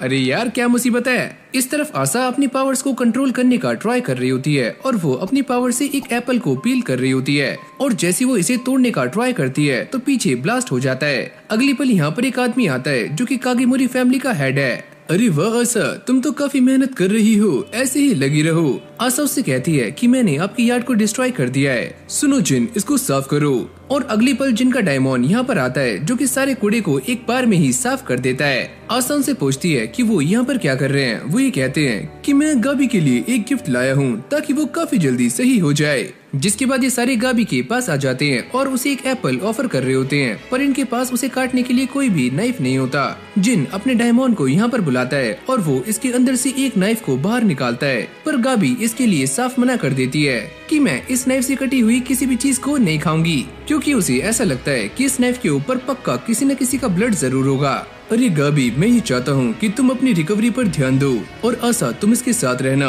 वैसे भी तुम्हारा भाई और वो डायमंड्स माउंटेन से नीचे आ चुके हैं और काफी जल्दी सभी को इसके बारे में पता लग जाएगा। यहाँ तक कि वो ये भी कहते हैं कि अगर ऐसा हुआ तो काफी सारे लोग तुम्हारे पीछे आएंगे और यहाँ तक कि कागेमोरी क्लैन में भी कुछ ऐसे लोग हैं जो कि तुम्हें टारगेट कर सकते हैं। आशा इनकी सारी बातों को समझ जाती है और जिन ये सोचता है कि इन्होंने मुझे उसे ढूंढने का काम दे दिया है, पर मैंने आज से पहले यूरो को कभी भी नहीं देखा, आखिरकार वो दिखता कैसा होगा। जिसके बाद आशा और गाबी यूरो का स्केच बनाना शुरू कर देते हैं और गाबी का स्केच तो काफी अजीब होता है, यहाँ तक कि उसके डायमंड ने भी उससे अच्छा स्केच बनाया होता है, जिसको देखकर जिन काफी इम्प्रेस हो जाता है और वो ये सोचता है कि उसे पहले दीरा के पीछे जाना चाहिए और इससे ही उसे सारा कुछ पता लग सकता है। तभी आशा भागते हुए यहाँ पर आती है जो कि जिन को ये बताती है कि यूरो के डायमंड्स के पास सेंस ऑफ स्मेल है, जिससे वो काफी जल्दी ये पता लगा पाए थे कि यूरो और आशा भाई बहन हैं। यहाँ पर दीरा भी एकदम चिकना होकर बाहर आ जाता है और वो काफी क्लीन शेव्ड लग रहा होता है। हाना उसे देखकर काफी अजीब सा मुंह बना रही होती है, क्योंकि यही एक लौती चीज थी जो कि उसे दीरा के ऊपर काफी अच्छी लगती थी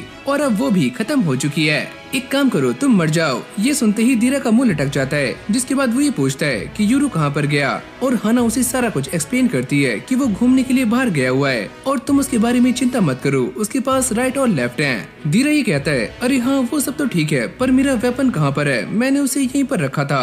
और तभी उन दोनों को ये एहसास होता है कि यूरो उनका वेपन लेकर यहाँ से भाग चुका है। ये सुनते ही हाना को काफी गुस्सा आता है, इसलिए मुझे बच्चे पसंद नहीं है। अब अगले सीन में हम ये देखते हैं कि यूरो अपने डायमंड्स के साथ में सिटी लेफ्टी को नोटिस कर रहा होता है और वो ये देखता है कि ये दुनिया कितनी बड़ी है। राइट उससे कहता है, तुम्हें क्या लगता है कितनी बड़ी दुनिया में एक इंसान को ढूंढना काफी आसान होगा? लेफ्ट उससे कहती है कि हाँ, ये आसान हो सकता है क्योंकि वो इंसान भी तुम्हें ही ढूंढ रहा है। यूरो उनसे कहता है कि हमें एक ऐसी जगह पर जाना होगा जहाँ पर कागीमोरी क्लैन के काफी सारे डायमंड्स हो और उस जगह से मेरी ब्लड की भी स्मेल आ रही हो। राइट और लेफ्ट ये समझ जाते हैं कि आखिरकार यूरो क्या बात करना चाह रहा है, जिसके बाद ये दोनों ही ट्रांसफॉर्म हो जाते हैं, जिससे उनकी सेंस ऑफ स्मेल काफी बढ़ जाती है और वो यूरो को लेकर यहाँ से उड़ जाते हैं। अरे ओए, तुम दोनों ये क्या कर रहे हो? लगता है आज मैं गया।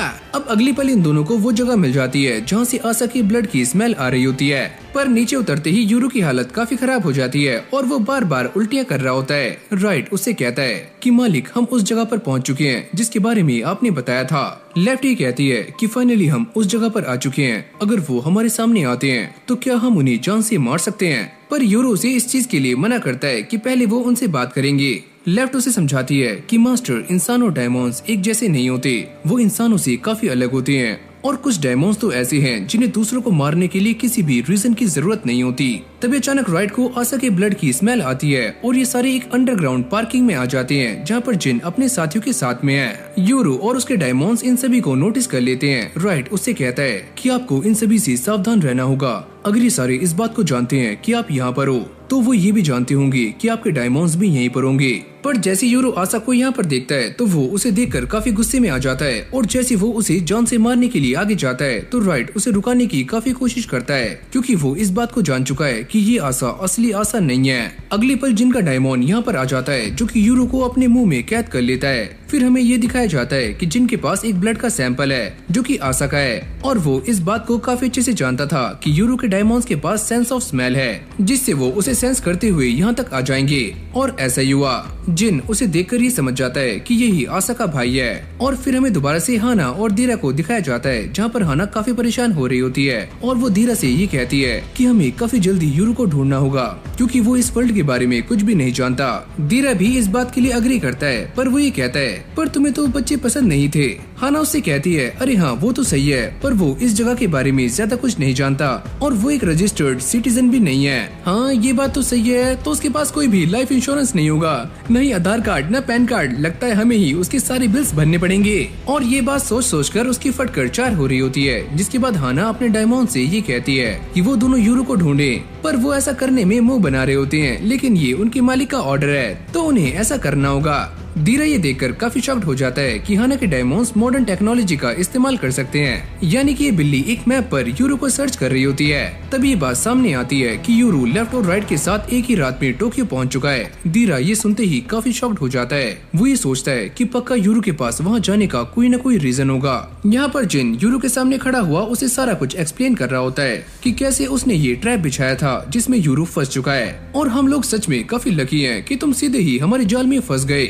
यूरो इसके मुंह से बाहर निकलने की कोशिश कर रहा होता है, पर ये डायमंड काफी खतरनाक है। तभी उनमें से एक बंदा ये कहता है कि हम इस बात को जानते हैं कि इसके दोनों ही डायमंड्स यहाँ पर छुपे हुए हैं, तो तुम काफी जल्दी बाहर आ जाओ। राइट और लेफ्ट ये सोचते हैं कि यूरो की जान खतरे में है और यहाँ पर इस मछली के अलावा भी 4 और डायमंड्स हैं जिनके पास हथियार नहीं है, पर ये सारे लोग इस बात को जानना चाहते हैं कि लेफ्ट और राइट क्या क्या कर सकते हैं। अब लेफ्ट और राइट उन सभी के सामने आ जाते हैं और उनकी तरफ बढ़ रहे होते हैं। ये बंदा कहता है अगर तुम दोनों आगे आए तो हम तुम्हारे मालिक को जान से मार देंगे, लेकिन राइट और लेफ्ट को इस बात से घंटा फर्क नहीं पड़ता और वो अब भी आगे बढ़ रहे होते हैं। ये बंदा उनसे कहता है अरे ओए थांबा, मैं सच बोल रहा हूँ, मैं तुम्हारे मालिक को जान से मार दूंगा, लेकिन वो अब भी आगे बढ़ रहे होते हैं। जिन उन दोनों को देखकर ये सोचता है कि सच में ये दोनों काफी स्ट्रॉन्ग होंगे। यूरो उनसे कहता है मुझे माफ करना, मेरी गलती की वजह से मैं यहाँ पर फंस गया। लेफ्ट उससे कहती है कि तुम बस वहीं पर रहो, ये फिस्ट काफी स्ट्रॉन्ग है, हम अभी आते हैं। इस बंदे की ये देखकर काफी फट जाती है कि ये दोनों ही डायमंड्स अपने मास्टर को ऑर्डर दे रहे हैं, जो कि यूजुअली ऐसा नहीं करते। वो ये कहता है तुम दोनों ये क्या कर रहे हो, तुम्हें तो अपने मास्टर को बचाना चाहिए। अरे बच्चू, हमारे लड़ने का तरीका थोड़ा सा अलग है। और ये बोलते ही वो दोनों दोबारा से उनकी ओर बढ़ना शुरू कर देते हैं। पर अगली पल जिन अपनी फिश की हेल्प से यहाँ पर काफी सारे वेपन्स मंगवा लेता है और ये सारे एक के बाद एक लेफ्ट और राइट पर ताबड़तोड़ फायरिंग कर रहे होते हैं, लेकिन इन दोनों पर इन गोलियों का कोई भी असर नहीं होता। अब ये छपरी उन दोनों के ऊपर शॉट गन से भी अटैक करने का ट्राई करता है, पर इससे भी उन्हें घंटा फर्क नहीं पड़ता क्योंकि ये दोनों स्टोन से बने हुए हैं। और भाई लिटरली ये बंदा उन दोनों के ऊपर बॉम्ब फेंक देता है, पर इससे भी उन्हें कुछ भी नहीं होता। क्या हुआ बच्चू, सारी हेकड़ी निकल गई क्या? पर अगली पल जिन की फिश उसके ऊपर एक स्टोन फेंक कर मारती है और इससे राइट को काफी चोट लगती है। अब अगली पल इन सभी के बीच में एक काफी खतरनाक फाइट स्टार्ट हो जाती है। जिन राइट के ऊपर अपनी शॉट से अटैक करता है पर वो टूट जाती है, जिसके बाद राइट और लेफ्ट ये सोचते हैं कि हमें इनसे पूरी ताकत से फाइट करनी चाहिए, चलो करते हैं। ये सारा कुछ देखकर हारुओ को काफी गुस्सा आ रहा होता है और वो अपने एक डायमंड से लेफ्ट पर अटैक करवाता है और उसका एक दूसरा डायमंड राइट के पास आ जाता है, जो कि एक रैबिट है, और ये राइट के ऊपर एक के बाद एक ताबड़तोड़ अटैक्स करना शुरू कर देता है। राइट इससे काफी ज्यादा परेशान हो जाता है और वो लेफ्ट से हेल्प मांग रहा होता है। फिर हम लेफ्ट को देखते हैं जिसके ऊपर इस टॉर्टोइज ने पूरा भार डाल रखा होता है और ये डायमंड काफी हैवी है। यूरू ये सारा कुछ देखकर परेशान हो जाता है और वो अपने डायमंड्स को बचाने के लिए आसपास की चीजों का जायजा लेना शुरू करता है, जिसके बाद वो अपने वेपन को इस टॉर्टोइज के फेंक कर मारता है और लेफ्ट इसके चंगुल से आजाद हो जाती है और वो अगले पल इस फिश के जबड़े को तोड़ देती है, यानी कि यूरू को आजाद कर लेती है। जिसके बाद वो इस वेपन को आंखों की तरफ फेंक कर मारता है और राइट से कहता है कि वो यहाँ की सारी लाइट्स तोड़ दे और राइट ऐसा ही करता है। अब यहाँ पर चारों तरफ अंधेरा हो चुका है और हारू का डायमंड उसे बताता है कि यूरू और उसके डायमंड्स यहाँ से दूर जा रहे हैं। लेकिन अगली पल जिन को इस बात का एहसास हो जाता है कि आसा ने उससे कहा था कि उसका भाई काफी खतरनाक हंटर है, यानी कि वो अब भी यहीं पर है। अब जैसे यूरू उसके पैरों पर अटैक करता है तो जिन इससे बच जाता है। वो अपने डायमंड से ये कहता है कि वो लाइट को ऑन करे और जैसे यहाँ पर लाइट ऑन होती है तो हम ये देखते हैं कि यूरू ने जिन को पकड़ा हुआ है और उसके एक पैर में भी कट लग चुका है। जिसके बाद यूरू के डायमंड्स भी यहाँ पर आ जाते हैं। हारू उनसे कहता है तुम्हारा मालिक यहाँ पर था और तुम दोनों यहाँ से भाग गए। राइट उनसे कहता है लगता है तुम सॉरी इस बात को भूल गए कि यूरू उन ट्विंस में से वो है जो कि रात को कंट्रोल कर सकता है। लेफ्ट ये कहती है यानी कि अंधेरा हमारे मास्टर का काफी खतरनाक हथियार है और वो हमारे बिना भी मैनेज कर सकते हैं। अरे वाह, तुम्हें तो अपने मास्टर पर काफी ज्यादा भरोसा है। राइट उससे कहता है अरे हाँ ये बात तो सच है, वैसे भी अगर हमारे मास्टर मुसीबत में होते तो हम उनकी हेल्प करने के लिए खुद ही आ जाते। अब यूरू जिनसे ये पूछता है कि तुम कागीमुरी क्लैन से बिलोंग करते हो, क्या तुम वही हो जिसने हमारे विलेज पर अटैक करवाया था? जिन उससे कहता है मैं ही वो एक लौता हूँ जिसने ऐसा किया था। ये सुनते ही यूरू को और भी ज्यादा गुस्सा आ जाता है। इन दोनों को ऐसा लगता है कि यूरू जिन को जान से मार देगा, पर लेफ्ट उनसे कहती है कि ऐसा कुछ भी नहीं होगा, वहीं पर खड़े रहो। यूरू जिन से कहता है तुम्हारे पास वो डिवाइस है ना जिससे तुम किसी से भी दूर तक बातें कर सकते हो, तो जल्दी से आशा को यहाँ पर बुलाओ, मुझे उससे बात करनी है। जैसे यूरू इन सभी को ये बताता है कि वो बस आशा से बात करना चाहता है तो जिन ये सुनते ही काफी शॉक्ड हो जाता है। क्या सच में तुम्हें बस उससे बात करनी है? और क्या हिगाशी विलेज को दोनों ट्विंस नहीं चाहिए? मैं इसके बारे में कुछ भी नहीं जानता, मुझे बस उससे मिलना है। जिनका ऑलरेडी ही काफी ज्यादा ब्लड लॉस हो चुका है तो उसके साथी उससे कहते हैं कि तुम मुझे इसकी हेल्प करने दो, इसका काफी सारा खून बाहर निकल चुका है। पर यूरू उनसे कहता है कि मैंने इसे मारने से पहले इस बात का काफी अच्छे से ध्यान रखा है कि इसका ज्यादा ब्लड लॉस ना हो, तो ये मरने वाला नहीं है, तो तुम इसके बारे में चिंता मत करो। और हारू भी इस बात को काफी अच्छे से जानता है कि ये सारे लोग उसे मारना नहीं चाहते, वरना वो अगर ऐसा करते तो उसे एक ही झटके में खत्म कर सकते थे। लेफ्ट और राइट ये चेक करते हैं कि इस जगह पर काफी सारे डायमंड्स हैं और वो आकियो से ये पूछते हैं क्या ये डायमंड्स तुम्हारे हैं, पर तुमने इन्हें यूज क्यों नहीं किया? और भाई यूरू और उसके डायमंड्स इन वाले डायमंड्स को देखकर काफी शॉक्ड हो जाते हैं क्योंकि ये सच में काफी बड़े हैं। अब जिन यूरू से कहता है अगर तुम सच में आशा से मिलना चाहते हो तो तुम्हें कागीमुरी रेजिडेंस में जाना होगा। अबे ओए, मुझे क्या पागल कुत्ते ने काटा है कि मैं तुम्हारे साथ जाऊं? मैं तुम्हें इस बात के लिए इंश्योर करता हूं कि वहाँ तुम्हें कोई भी खतरा नहीं होगा।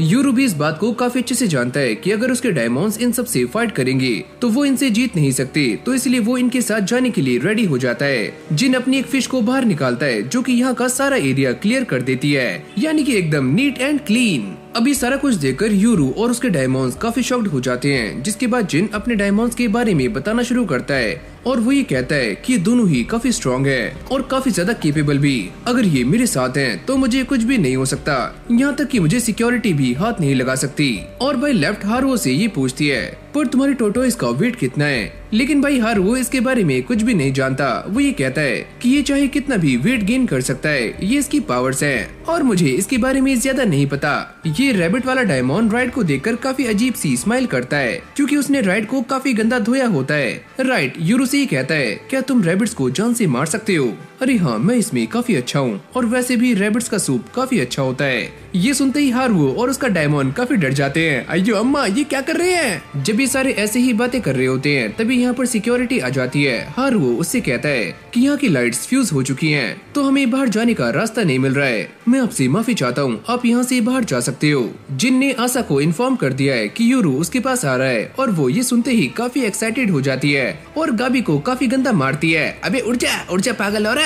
गाबी की हालत काफी खराब हो चुकी है और वो ये सोच रही होती है कि पता नहीं इसे क्या हो गया और ये कब से लड़कियों की तरह हरकतें करने लगी। जिसके बाद ये सारे गाड़ी में बैठे हुए कागेमोरी रेजिडेंस में जा रहे होते हैं और जाते हुए जिन अपने बॉस को फोन लगाता है और वो ये कहता है, सुनो बॉस, वो ट्विंस वाला मैटर सॉल्व हो चुका है और हम यूरू को लेकर वहाँ पर आ रहे हैं। अरे वाह, ये तो कमाल की बात है। वैसे आप कहाँ पर हो? अरे यार, मैं हॉट स्प्रिंग ले रहा हूँ। मैंने सोचा कि मैं काम खत्म करके थोड़ी सी हॉट स्प्रिंग ले लूँ, लेकिन मुझे थोड़ा सा टाइम लगेगा। जब तक मैं वहाँ पर नहीं आता तो यूरू को रोक कर रखना, मैं बस अभी आया। अगली सीन में सारे उस जगह पर पहुंच जाते हैं, पर राइट और लेफ्ट ये देखते हैं क्यों नहीं यहाँ पर किसी भी डायमंड की प्रेजेंस फील नहीं होती। राइट जिन से ये पूछता है कि यहाँ पर कोई भी डायमंड क्यों नहीं है, क्योंकि हमें ये बताया गया था कि कागेमोरी रेजिडेंस में काफी सारे डायमंड्स रहते हैं, पर वो सारे कहाँ पर हैं? वेट करो, अभी हम सारे वीआईपी एरिया में नहीं पहुँचे हैं और वैसे भी यहाँ पर एक बैरियर लगा हुआ है जिससे तुम डायमंड्स को सेंस नहीं कर सकते।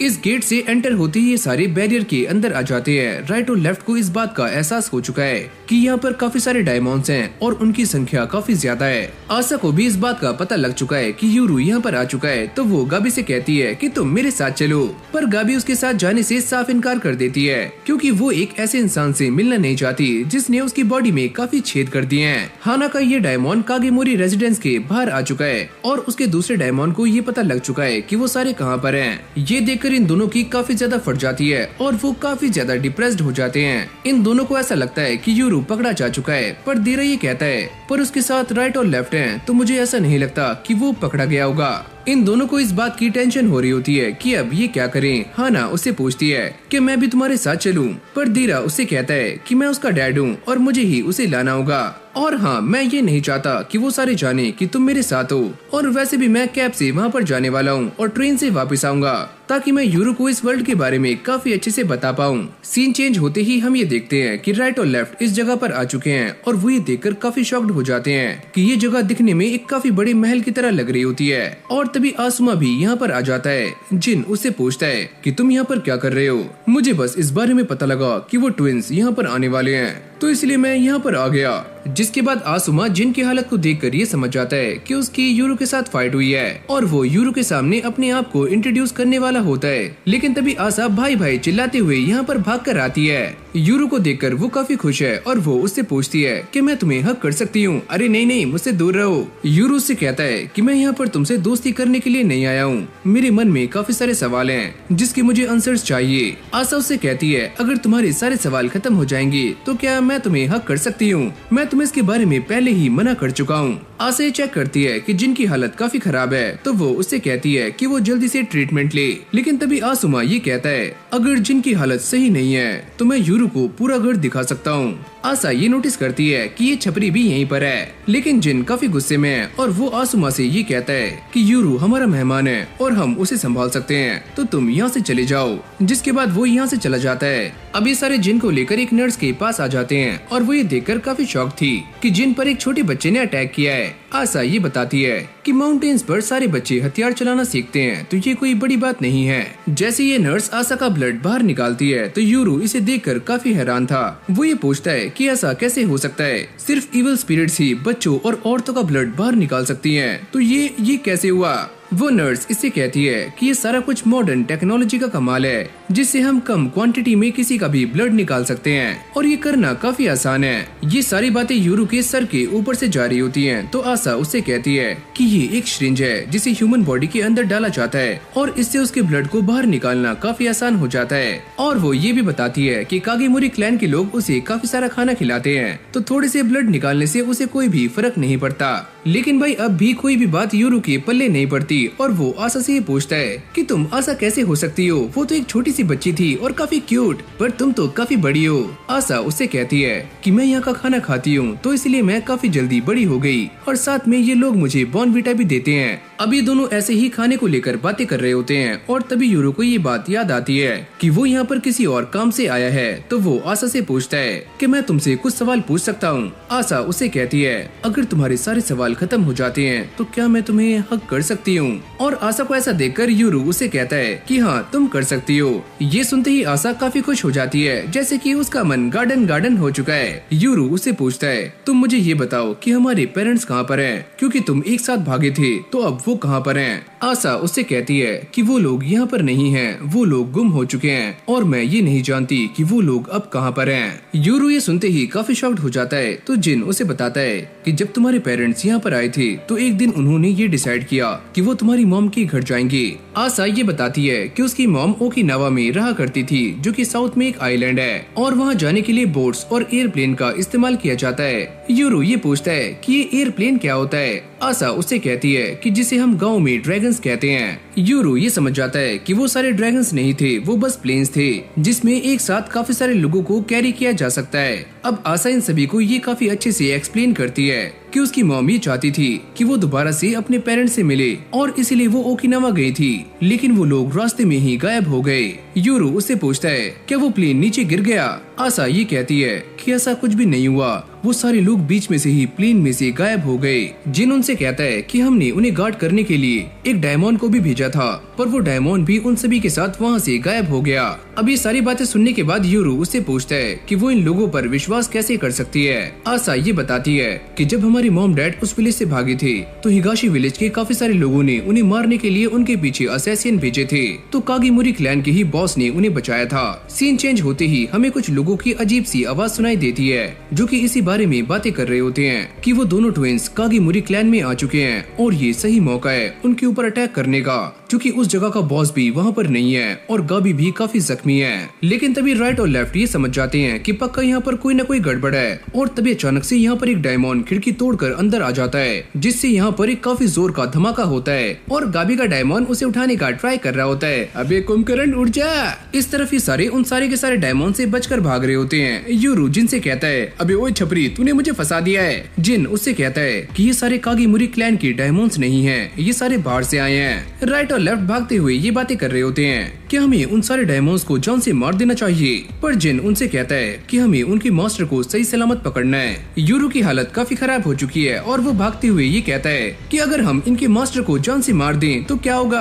हारुओ उससे कहता है ऐसा होने पर ये सारे डायमंड्स आवारा डायमंड्स हो जाएंगे। अब ये आवारा डायमंड्स क्या होते हैं, यानी कि उन डायमंड्स का कॉन्ट्रैक्ट टूट जाता है और वो किसी जगह से कनेक्ट हो जाते हैं और कुछ सालों के बाद वो डायमंड्स खुद ही गायब हो जाते हैं। ये सारी बातें सुनने के बाद यूरो का माइंड चेंज हो जाता है। वो ये कहता है कि हम उनके मास्टर को जान से नहीं मारेंगे, पर मुझे अपनी बो और एरो चाहिए। मकोटो उन्हें रेडी करो। और यूरो के सामने काफी सारी बो और एरोज आ जाती हैं और तभी अचानक इन सभी के सामने काफी सारे डायमंड्स आ जाते हैं। यूरो उन सभी के ऊपर बो और एरो से अटैक करता है, पर उसका निशाना चूक जाता है, जिसके बाद ये सारे उन डायमंड से बचते हुए एक रूम में आ जाते हैं। और अब गाबी जिन को ये बताती है कि उसके ऊपर भी डायमंड्स ने अटैक किया है। जिन ये कहता है कि हम भी यहाँ पर कुछ ऐसे ही डायमंड से फाइट कर रहे हैं जिन्हें हमने कभी भी देखा नहीं है। जिन ऑलरेडी ही इंजर्ड हो चुका है, तो वो ये कहता है कि मैं जख्मी हो चुका हूँ और मेरी मूवमेंट भी काफी कम हो चुकी है, पर मुझे इस बात की खुशी है कि यूरो के डायमंड्स यहाँ पर हैं, जो कि हमें बचा लेंगे।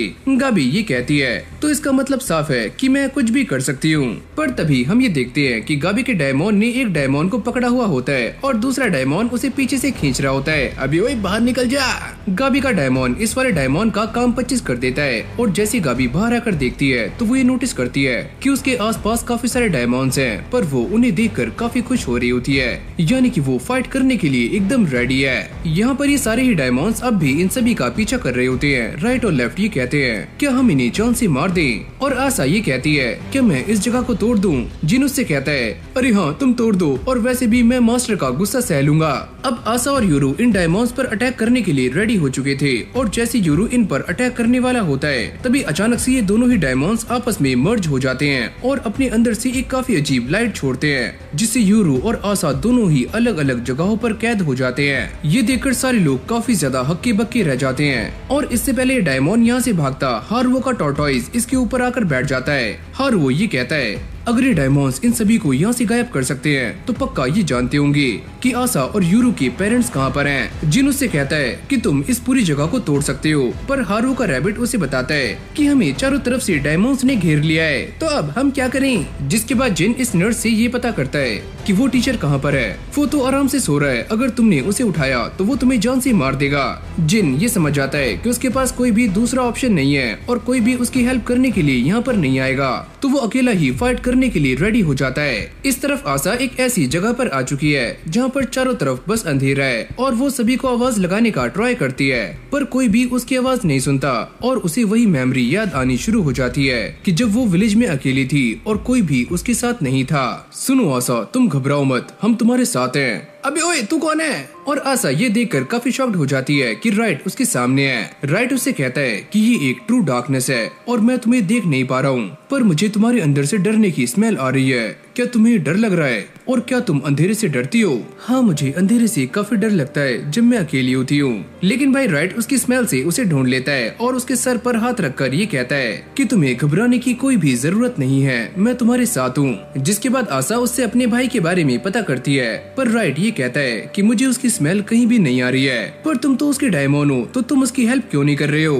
तुम इसके बारे में चिंता मत करो, लेफ्ट यूरू के साथ में है और मैं यहाँ पर इसलिए हूँ ताकि मैं तुमसे बात कर पाऊँ। अब ये दोनों इसी बारे में बातें कर रहे होते हैं कि राइट आसा का नेचुरल एनिमी है और वो इस बारे में इसलिए जानती है क्योंकि उसके डैड ने ये बताया था कि यहाँ पर दो ऐसे डायमंड्स हैं जो कि ब्रेक और सील की पावर्स को कंट्रोल कर सकते हैं और उन्हें रोक सकते हैं। तो इसका मतलब ये है कि अब मैं तुम्हें बता सकता हूँ कि मैं ही तुम्हारा नेचुरल एनिमी हूँ। अब एक और बात भी यहाँ पर क्लियर हो जाती है कि जब यूरू सील की पावर्स को हासिल करेगा तो लेफ्ट उसकी नेचुरल एनिमी बन जाएगी, जैसे कि राइट बनाए। फिर हमें यूरू और लेफ्ट को दिखाया जाता है जहाँ पर ये दोनों इस बारे में बातें कर रहे होते हैं कि वो ये नहीं जानते कि वो कहाँ पर हैं। लेफ्ट उससे कहती है कि जब मैं हवा में उड़ रही थी तो मैं एक सील जैसी चीज से टकराई और मैं यहाँ पर आ गई। शायद से ये एक स्फीयर है जो कि उन डायमंड्स ने बनाया है, पर ये दोनों सच में इस बात को नहीं जानते कि वो कहाँ पर हैं। यूरू उससे कहता है क्या तुम मेरी हेल्प कर सकती हो, क्योंकि मैं इसे सुधारना चाहता हूँ ताकि मैं इसे चलाना सीख जाऊँ, क्योंकि मैं बिल्कुल भी टाइम वेस्ट करना नहीं चाहता। लेफ्ट उससे पूछती है कि तुम ऐसी सिचुएशन में भी काम कैसे हो? जब से हमारे विलेज पर अटैक हुआ है तब से कोई भी चीज मेरे लिए सेंस नहीं बना रही है, तो प्लीज मेरी हेल्प करो।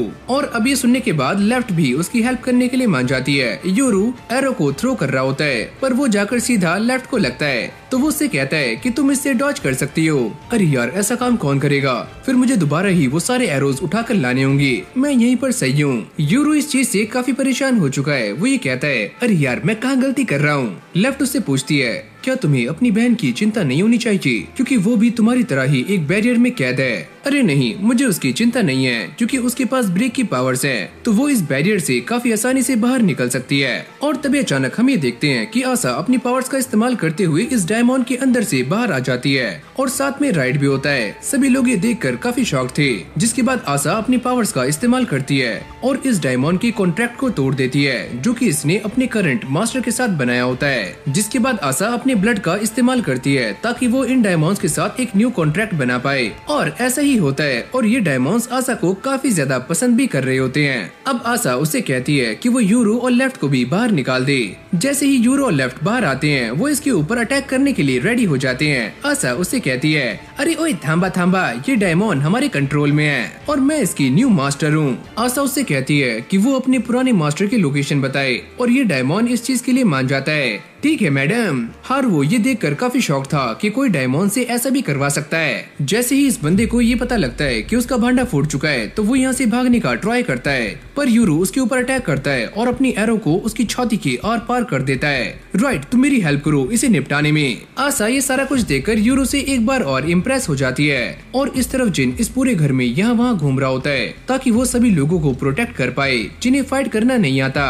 और तभी हमें जिन और उसके डायमंड का जलवा दिखाया जाता है जहाँ पर ये दोनों मिलकर बाकी के सारे डायमंड्स को एक एक करके काफी अच्छे से पेल रहे होते हैं और वो लोग इनसे डरकर काफी छुप रहे होते हैं, लेकिन ये उन सभी को उड़ाना शुरू कर देते हैं, वो भी काफी आराम से। गाबी यहाँ पर आ चुकी है और वो जिन इनको ये बताती है कि मैंने जितने भी लोगों को मारा है उनमें से मैं किसी को भी नहीं जानती थी कि वो कौन है, कि हाँ मैं भी इनमें से किसी को भी नहीं जानता। यूरो ऊपर बैठ चुका है और अब वो काफी चौकन्ना है और तभी उसे पास में से झाड़ियों से कुछ आवाज आती है। यूरो को ऐसा लगता है कि ये बस उसकी गलत फहमी है। जैसे ही वो यहाँ से जाता है तभी एक बंदा झाड़ियों से बाहर निकलता है और वो ये कहता है अगर मैं इसे मारना चाहता हूँ तो मैं इसे दूर से मार नहीं सकता, वरना ये मुझे काफी आसानी से ठिकाने लगा देगा। और उसका एक साथी यहाँ से कल्टी मार लेता है जो कि उसके डायमंड्स मारे जा चुके हैं। अब कहानी में एक ट्विस्ट आता है जहाँ पर हमें आकियो को दिखाया जाता है और ये उसका ही डायमंड है। इस बंदे की ये देखकर काफी फट जाती है। आकियो उसके पास आता है और एक लोहे की रॉड से उसके ऊपर अटैक करता है, पर यहीं से हमारा सीन चेंज हो जाता है और फिर हमें बाकी लोगों को दिखाया जाता है कि वहाँ पर क्या हो रहा है। इन सभी ने सारे के सारे डायमंड्स को ठिकाने लगा दिया है और तभी गाबी भी यहाँ पर आ जाती है। यूरो उसे देखकर काफी चिढ़ता है और उससे फाइट करना शुरू कर देता है। तुमने हमारे विलेज पर अटैक किया था तो तुम मेरे सामने से चली जाओ। अरे ओए, तूने भी तो मेरे ऊपर अटैक करके मुझे घायल कर दिया था, पता है मुझे कितनी चोट आई थी। हारुओ इसके पास आकर इससे पूछता है कि तुम मुझे सारा कुछ सच सच बता दो कि इसके पीछे कौन है। ना बाबा ना, मैं तुम्हें नहीं बताऊंगा। जिसके बाद उसका डायमंड यानी कि ये टॉर्टोइस उसके ऊपर पूरा भार डालना शुरू कर देता है। अयो अम्मा, मेरी जान निकल गई। ये बंदा उन्हें सारा कुछ बताने के लिए रेडी हो जाता है। वो ये कहता है कि मैं इनमें से किसी को भी नहीं जानता, मैं इनसे पहली बार मिला हूँ और ये सारे के सारे लोग एक नॉर्मल डायमंड बिल्डर्स हैं। और ये बंदा जिस जैकेट वाले बंदे के बारे में जिक्र करता है तो आकियो ये बताता है कि मैंने उसे पहले ही ठिकाने लगा दिया, मुझे माफ करना। यूरो इन सभी से रिक्वेस्ट करता है क्या तुम मेरे पेरेंट्स के बारे में जानते हो, पर इनमें से किसी को भी उसके बारे में नहीं पता होता, जिससे वो काफी परेशान हो जाता है। जिसके बाद आशा उससे ये पूछती है क्या तुम मुझे ये बता सकती हो कि तुम्हारे डायमंड्स के नाम क्या हैं? पर वो ये कहता है कि मैंने कभी भी अपने डायमंड्स के नाम नहीं रखे क्योंकि मुझे ये बिल्कुल भी जरूरी नहीं लगा। और भाई ये सुनते ही गाबी को काफी गुस्सा आ जाता है और उसका डायमंड इस टकले का सर पकड़ लेता है। आशा उसे शांत करती है कि तुम ऐसा मत करो और गाबी यहाँ से चली जाती है। हर वो इन सारे बंदों को समझाता है कि वो आगे से ऐसा ना करें। और पीछे देखो, इस इंसान के तीर कहीं और घुसा हुआ है। जिसने भी ये नोटिस किया कमेंट में जरूर से बताना। आशा के ये दोनों ही डायमंड्स छोटे हो चुके हैं जो कि काफी ज्यादा क्यूट लग रहे होते हैं। यूरो उससे पूछता है पर तुम्हारी आँख को क्या हुआ? तभी यहाँ पर चारों तरफ सन्नाटा हो जाता है। आशा उससे कहती है कि मैं आपसे झूठ नहीं बोलूंगी, मैं एक बार पहले मर चुकी हूँ और मुझे मारने वाले हिगाशी विलेज के असैसियन थे। जिसके बाद हमारी कहानी पास्ट में आ जाती है जहाँ पर ये बंदा यूरो को जान से मारना चाहता है, पर तभी अचानक हम ये देखते हैं कि यूरो अपनी स्वॉर्ड को इसकी बॉडी के आर पार कर देता है और उसके डैड इस बंदे को एक ही झटके में खत्म कर देते हैं, यानी कि इस बंदे का काम 25 हो जाता है। लेकिन यूरो ये सारा कुछ देखकर काफी डर जाता है। तब उसके डैड उसके पास आते हैं और उससे कहते हैं कि प्लीज घबराओ मत और मुझे माफ करना कि मैं तुम्हें यहाँ पर अकेला छोड़कर यहाँ से चला गया। पर डैड ये सारा कुछ क्या हो रहा है और अभी मेरे साथ क्या हुआ? ये एक ऐसी फीलिंग है जो कि इस बंदे के इंटेंशन है जो तुम्हें जान से मारना चाहता था और जब तक तुम जिंदा रहोगे ये चीजें तुम्हें फेस करनी पड़ेंगी। और अब ये दोनों उस बॉडी को ठिकाने लगा देते हैं। उसके डैड ये देखते हैं कि यूरो काफी घबरा चुका है और वो डिसाइड करते हैं कि आज वो इस जंगल में ही रुकने वाले हैं ताकि यूरो अच्छे से शांत हो जाए। पर उसके डैड उसे अब भी समझाने का ट्राई कर रहे होते हैं कि प्लीज शांत हो जाओ और वैसे भी हम सारे हंटर्स हैं तो हमें अपनी जान जोखिम में डालनी पड़ती है, तुम बस सिचुएशन को एनालाइज करो कि अभी क्या हो रहा है। फिर हमें रात का सीन दिखाया जाता है जहाँ पर यूरो के डैड उससे कहते हैं कि हमें इस हमले के बारे में गांव में नहीं बताना है। यूरो उनसे पूछता है पर डैड ऐसा क्यों? अगर हम उन्हें ये नहीं बताएंगे तो उन्हें कैसे पता लगेगा कि ये लोग गांव वालों पर अटैक करने वाले हैं? देखो बेटे, ऐसा कुछ भी नहीं है और वो लोग हमारे गांव पर अटैक नहीं करेंगे। तुम्हें बस इतना ही करना है कि जब हम गांव में जाएं तो तुम्हें एकदम नॉर्मल बिहेव करना है जैसे कि कुछ भी नहीं हुआ। अब अगले सीन में दोनों गांव में आ जाते हैं जहाँ पर सभी लोग इनसे पूछते हैं कि कल रात आप कहाँ पर थे? यूरो के डैड उनसे कहते हैं कि कल हमें जंगल में एक जानवर मिल गया था और वो काफी खतरनाक था, तो हमने ये सोचा कि कल हम माउंटेन पर ही बिता दें। और अब ये ग्रैनी भी उन दोनों के सामने आ जाती हैं। वो ये पूछती हैं, अरे ओए तुम रात कहाँ पर थे? क्या जंगल में कुछ हुआ है? पर ये दोनों ही उनके सामने झूठा बहाना बना देते हैं, पर उन्हें इस बात पर बिलीव नहीं हो रहा होता कि ये दोनों सच बोल रहे हैं। पक्का दाल में कुछ काला है। जिसके बाद ये दोनों आशा से मिलने के लिए उसके पास आ जाते हैं और वो भी इन्हें देखकर काफी खुश होती है। यूरो अपनी बहन को अपने सामने देखकर ये कहता है कि आज मैं काफी थक चुका हूँ, प्लीज मेरे भाई तुम आराम करो। जब यूरो अपनी बहन से बातें कर रहा होता है तो उसके डैड उसकी मॉम को सारी बातें बता देते हैं। और इसके ही कुछ टाइम के बाद यूरू के मॉम और डैड आशा को लेकर यहाँ से निकल जाते हैं और तभी ये बात सामने आती है कि यूरू जिस लड़की के साथ पिछले 10 सालों से रह रहा है वो बस एक इम्पोस्टर थी, यानी कि वो रियल आशा नहीं है। अब ये सारी बातें होते होते प्रेजेंट में आ जाती हैं, जहाँ पर यूरू आशा के सामने बैठा हुआ ये सोच रहा होता है कि आशा ने ही मुझे सारा कुछ बताया है और ये उसकी स्टोरी है कि वो ही रियल आशा है। और अब आशा यूरू को ये बता रही होती है कि जब उनकी मॉम और डैड उस विलेज से भागे थे तो हिगाशी विलेज के असैसिन ने उनके ऊपर अटैक कर दिया था और यही वो टाइम था जब यहाँ के लोगों ने उनकी हेल्प की। साथ में वो ये भी कहती है कि जब वो 15 साल की हुई तो हिगाशी विलेज के लोगों ने उसे किडनैप कर लिया और उसे मार दिया गया, लेकिन जब वो दोबारा से जिंदा हुई तभी उसे ब्रेक की पावर्स मिली। फिर हमें उसी जगह का सीन दिखाया जाता है जहाँ पर आशा मरने के बाद गई थी और आशा को ऐसा लगता है कि अब वो हेल में आ चुकी है। तभी एक डायमंड उसके सामने आती है और वो ये कहती है, तुम्हें क्या लगता है सिर्फ मरने के बाद सारे लोग हेल में ही जाते हैं? पर ये जगह काफी यूनिक है तुम्हारे लिए, क्यों है ना? आशा ये सारा कुछ सुनने के बाद काफी ज्यादा शॉक्ड हो जाती है और उसे इस बात पर बिलीव होना शुरू हो जाता है कि ये जगह बिल्कुल वैसी है जैसे उसके डैड ने उससे कहा था और ये एक ऐसा पाथ है जो कि इनके विलेज और लैंड ऑफ डेथ के एकदम बीच में है। लेकिन आशा अब भी इस बात को सोचकर काफी परेशान हो रही होती है कि हिगाशी विलेज के लोगों ने उसे जान से मारने की कोशिश की। ये डायमंड उससे कहती है कि ऐसा तो हो नहीं था, अगर वो लोग तुम्हें ना मारते तो तुम यहाँ तक कैसे आती? अब ये डायमंड आशा को ये बताती है कि जो भी लोग यहाँ पर आते हैं उनके सामने 2 चॉइस होती हैं और तुम्हारे सामने भी 2 चॉइसेस हैं, या तो तुम डेथ को अपना सकती हो या फिर तुम्हें मुझे अपनाना होगा, फैसला तुम्हारा है। यानी कि ये आशा को ये बता रही होती है कि अगर आशा ने इसे एक्सेप्ट कर लिया तो उसके पास ब्रेक की पावर्स आ जाएंगी जिससे वो अपने एनिमी को काफी दूर से ही खत्म कर सकती है और ये पावर्स काफी कमाल की हैं। लेकिन अगर वो मरना चाहती है तो वो यहाँ से नीचे गिर के मर भी सकती है, यानी कि डेथ को अपना सकती है। लेकिन भाई ये डायमंड आशा को एक बात काफी साफ साफ क्लियर कर देती है, अगर तुम मेरी इस पावर का इस्तेमाल करोगी तो तुम्हें ऐसा लगेगा कि तुम्हारे आसपास काफी सारे लोग इकट्ठा हो रहे हैं जो कि तुम्हारी इन पावर्स को यूज करना चाहते हैं और तुम्हें ऐसा भी लग सकता है कि तुम एक जिंदा हेल में जी रही हो और इससे बेहतर तो तुम्हारा मरना था। लेकिन भाई आशा को कुछ भी समझ नहीं आता कि अब वो क्या करे, जिसके बाद उसे यूरू की याद आती है और वो इस डायमंड से ये पूछती है कि तुम मुझे ये बताओ कि मेरा भाई क्या वो भी मर चुका है, यूरू कहाँ पर है? लेकिन इस डायमंड को यूरू के बारे में कुछ भी पता नहीं होता। आशा ये सारी बातें सोचकर अंदर ही अंदर काफी ज्यादा परेशान हो रही होती है क्योंकि उसके पेरेंट्स उससे दूर हो चुके हैं और अब यूरू भी, जिसके बाद वो ये डिसाइड करती है कि मैं लाइफ को चूज करूंगी। फिर हमें बाहर का सीन दिखाया जाता है जहाँ पर हिगाशी विलेज के कुछ लोग उसके पास खड़े हुए होते हैं और वो ये कहते हैं कि ये लड़की तो अभी तक जिंदा नहीं हुई, क्या सच में ये ट्विंस है या फिर नहीं? अबे ओए नल्ले, मैंने इसे विलेज में देखा है और ये एक ट्विन है, मेरी बात पर बिलीव कर। ये दोनों इसी बात को लेकर काफी डर रहे होते हैं कि अगर आशा दोबारा से जिंदा नहीं हुई तो इन्हें कभी भी ब्रेक की पावर हासिल नहीं होगी और ये एक दूसरे पर ही इल्जाम लगा रहे होते हैं। अबे ओए तेरी गलती है, अबे छपरी तेरी है। पर अगली पल हम ये देखते हैं कि आशा अपनी पावर्स का इस्तेमाल करती है और वो यहाँ से आजाद हो जाती है। ये दोनों ही उसे देखकर काफी हक्के बक्के रह जाते हैं कि अभी क्या हुआ।